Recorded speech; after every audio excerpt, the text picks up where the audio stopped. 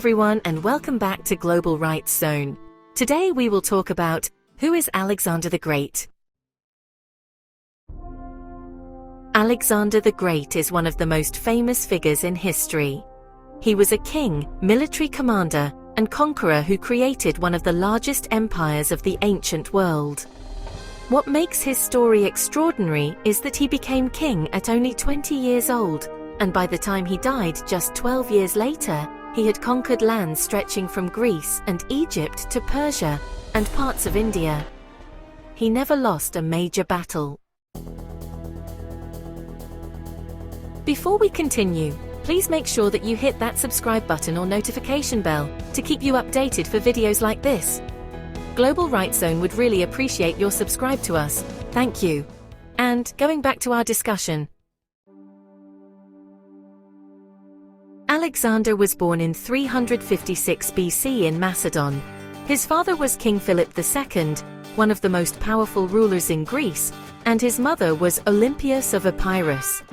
From childhood, Alexander was surrounded by politics, warfare, and stories of legendary heroes.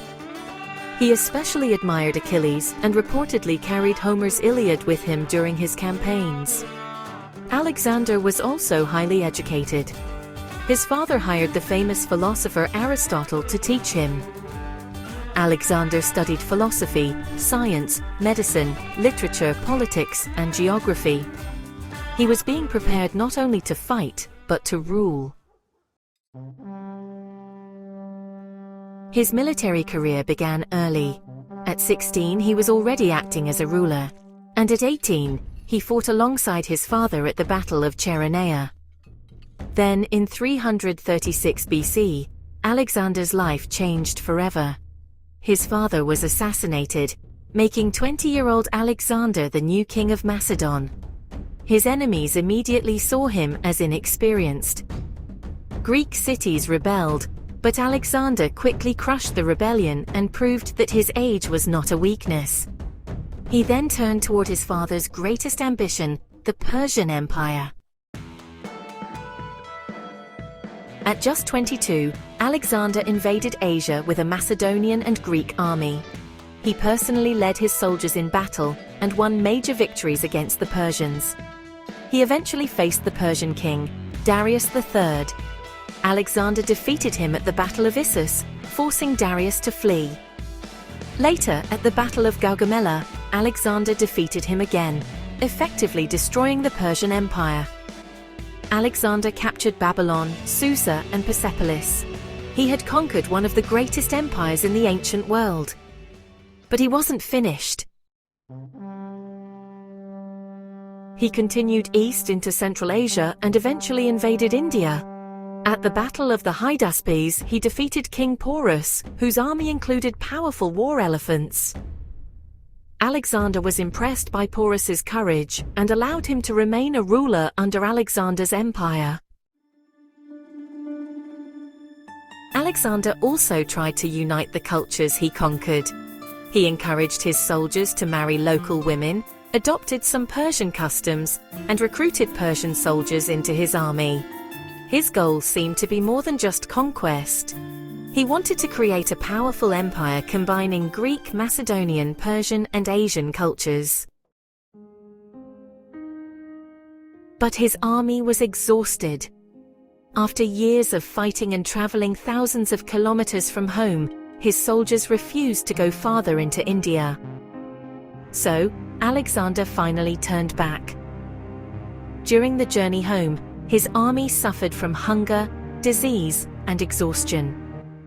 Eventually, they reached Babylon. Then, in 323 BC, Alexander became seriously ill. He was only 32. Ancient sources describe a severe fever that lasted for days. His soldiers gathered outside his room to see their king one last time. Then, Alexander died. The exact cause remains unknown. Historians have suggested malaria, typhoid fever, poisoning, and other illnesses. His death created a huge problem. Alexander had conquered an enormous empire but had no clear successor. So his generals eventually fought over the territory, and the empire broke apart into several kingdoms. But Alexander's influence survived. Greek language and culture spread throughout his empire, creating what became known as the Hellenistic Age. Greek ideas mixed with Egyptian, Persian, Central Asian, and Indian cultures. Cities such as Alexandria became major centers of science, mathematics, medicine, philosophy, and literature. Alexander's story also became legendary far beyond Greece. He was not perfect, he could be ruthless, and cities that resisted him sometimes faced destruction. His ambition was enormous, and he constantly pushed himself and his army farther.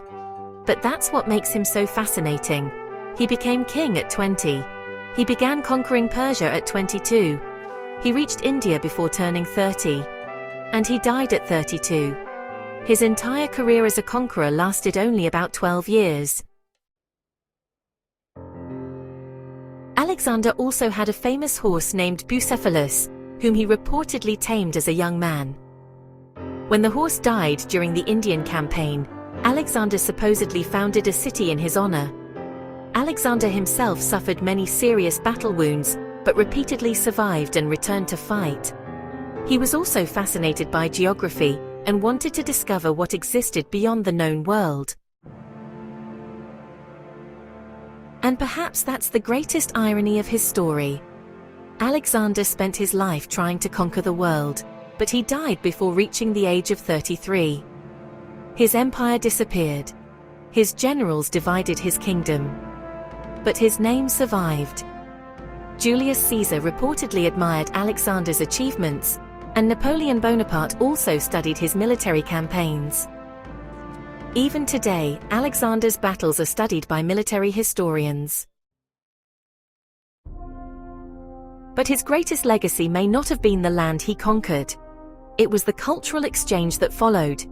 His campaigns connected Greece, Egypt, Persia, Central Asia, and India, allowing ideas, languages, art, science, and philosophy to travel across enormous distances. Alexander did not live long enough to see the full impact of what he created, but more than 2,000 years later, we still remember him. A young king, a student of Aristotle, an admirer of Achilles, a fearless commander, a conqueror of Persia, a man who died at only 32, but left a legacy that conquered history itself. Is it great to be great? Yes, because it's Alexander the Great. Thank you for watching, everyone. We hope you enjoyed our video today. Hit that notification bell and subscribe for more videos like this. We hope to see you on our next video. This is Global Right Zone saying, be human, be kind.